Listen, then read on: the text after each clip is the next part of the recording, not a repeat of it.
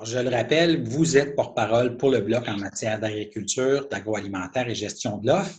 Récemment, là, au début juillet, le nouvel accord de libre-échange nord-américain est entré en vigueur.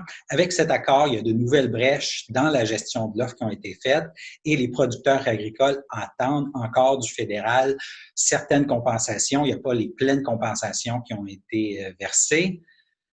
Vous allez revenir à la charge encore à ce sujet? Absolument. Vous faites sûrement référence au communiqué qu'on a publié là, récemment, d'ailleurs, à cet effet-là, la semaine dernière, pour relancer, parce que là, c'est beau la COVID, la période de crise. Au départ, c'était comme un prétexte pour mettre rapidement un paquet de mesures en place. Puis là, tout d'un coup, ça s'est transformé, cette crise-là, en prétexte pour ne rien faire. C'est comme, ah oui, mais là, on a la crise. Écoutez, en mars, avril, on pouvait comprendre là, qu'on était en pleine crise puis qu'on n'avait pas le temps de traiter les dossiers de compensation, mais ces dossiers-là datent d'il y a longtemps, ils sont déjà chiffrés, il y a des ententes qui sont intervenues. Je pense qu'on peut agir. On a été capable d'en faire une coupe de chèques pendant la crise, là. On doit être encore capable. Là. Et ça, c'est des engagements. Puis notre secteur agricole, les gens, faut pas l'oublier, c'est la base de notre société. Hein. C'est eux qui nous nourrissent. Et notre système de gestion de l'offre a prouvé encore pendant la crise son efficacité.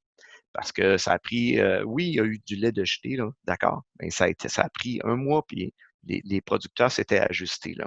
Et en plus, là, on a augmenté la capacité de crédit de la Commission canadienne du lait.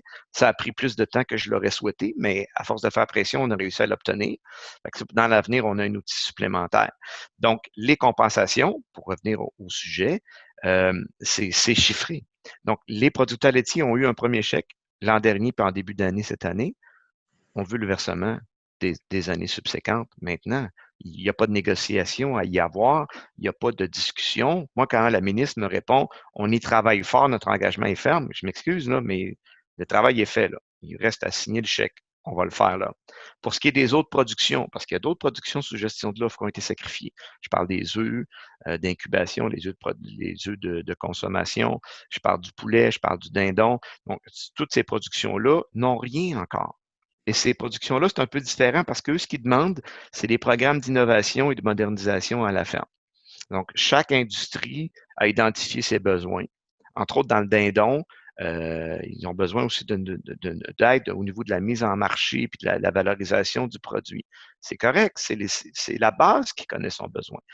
Mais ça a été chiffré là, au niveau des sommes. Ils ont eu des ententes au mois d'août 2019. Ils ont réussi à chiffrer avec le gouvernement fédéral. Août 2019. On approche mi-juillet 2020. Il n'y a rien. Oui, il y a eu une crise, là, mettons, mais là, il est temps qu'on bouge. Et ces gens-là commencent à avoir peur. Ils commencent à avoir peur parce que c'est pas la première fois qu'on leur fait des promesses. Et ça n'a pas toujours été respecté. Hein? Avant la négociation de l'accord du partenariat transpacifique, avant la négociation de l'accord avec l'Europe et avant la négociation de l'accord avec les États-Unis, on leur a promis les 3 fois qu'on ne toucherait pas au secteur de la gestion de l'offre. Et les 3 fois, on est allé amputer dedans. C'est pour ça que nous, on a un projet de loi pour protéger ça à l'avenir. Mais là, il faut faire avec le passé. Puis les concessions, ils ont été faites. On a promis des compensations. On les veut. Puis on les veut maintenant. Un peu comme vous avez dit tantôt, c'est bien beau la crise, mais il faut agir là. C'est bien beau les communiqués, mais au-delà du communiqué, là, vous allez interpeller à nouveau la ministre en charge de la situation. Absolument, moi, ouais, absolument. Puis on est en communication constante. Vous savez, euh, il y a une partie publique qui est la Chambre. Il y a beaucoup, beaucoup de coulisses qui se déroulent. On a des communications constantes. Encore cette semaine, je recevais une communication des producteurs sous gestion d'offres, justement, qui me sollicitaient une nouvelle rencontre. On va se revoir. On maintient le contact, on maintient la pression, on fait tout ce qu'on peut faire dans le contexte actuel. Et à chaque fois, je me fais répondre que les engagements sont fermes et qu'il n'y a pas d'inquiétude à y avoir. Mais nous, on veut que ça bouge.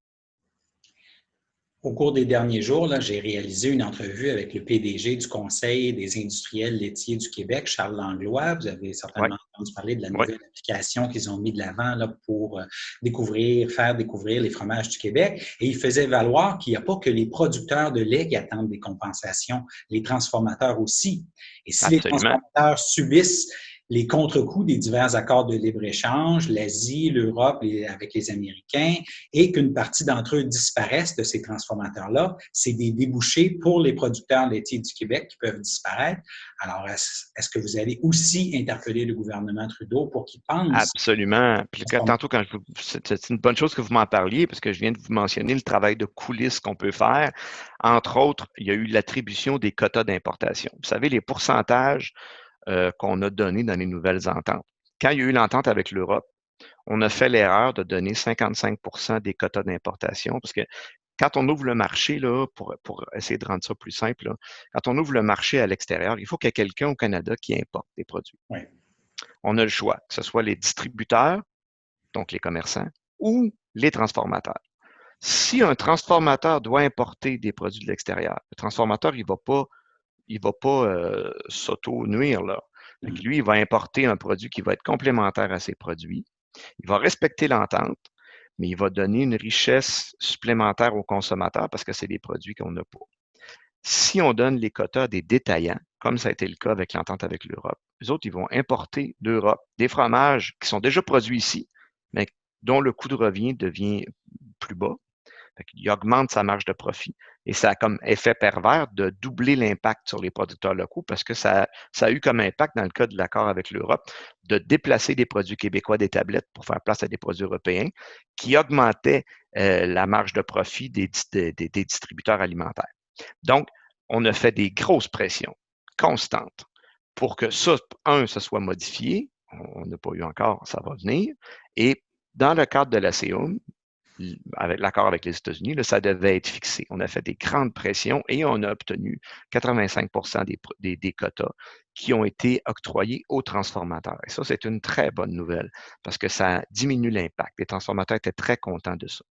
Mais ça fait partie des choses qu'on peut obtenir. Et d'ailleurs, le fait de leur avoir donné ça, ça rend, au niveau des compensations, ça rend la pression moins forte. Mais oui, effectivement, il y a aussi des compensations qui doivent être versées là. Et ça fait partie de nos discussions. Un autre sujet, encore une fois, relié à l'agriculture, votre domaine dans lequel vous êtes porte-parole, il y a une véritable crise là, qui s'annonce avec la chaleur et le peu de précipitations, Ouais. ce qui est lié à la production de foin. Le foin Ouais. risque d'être rare cette année et très cher, ce qui peut avoir, encore une fois, des impacts sur plusieurs types de production. Il y a même des producteurs laitiers qui songent à réduire la grosseur de leur troupeau à cause de ça. Est-ce qu'il y a quelque chose que le gouvernement fédéral pourrait faire pour aider dans une situation comme ça?